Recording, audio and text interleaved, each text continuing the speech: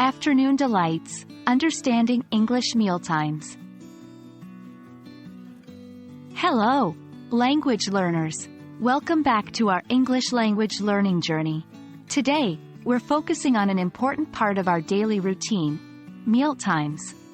More specifically, we're going to talk about the afternoon mealtime in English-speaking countries. Understanding mealtimes and the vocabulary related to it is not only useful for communication, but it also helps you dive deeper into the culture of English-speaking countries. So, let's get started. In most English-speaking countries, the main afternoon meal is called lunch. This meal typically happens around noon or in the early afternoon, often between 12 p.m. and 2 p.m. The word lunch can be both a noun and a verb. For example, you might say, I'm having lunch, noun, or I'm going to lunch with a friend, verb.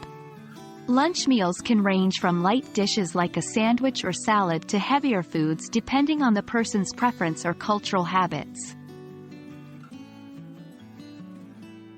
The term afternoon tea might sound fancy, and that's because it is a tradition that began with the upper class in England in the 1840s.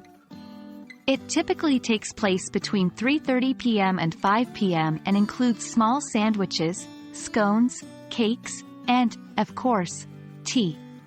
It's important to note that afternoon tea isn't an everyday occurrence for most people in the UK today. It's more of a special treat, often enjoyed at cafes or tea rooms. But the term is widely known, and understanding it will help you navigate English conversations and literature. Afternoon in English-speaking cultures might also include snack time, often referred to as having a bite or a nibble. Phrases like grab a bite or have a quick nibble mean to have a small amount of food, usually in a hurry or between main meals. And there you have it, a crash course in English mealtimes during the afternoon. From lunch to a fancy afternoon tea, and even some snack time slang, you've learned quite a bit today. Remember, understanding these terms and phrases isn't just about knowing when to eat. It's also about understanding the culture and traditions behind the English language. We hope you found this video helpful. Stay tuned for more exciting lessons on English vocabulary. Until next time, happy learning!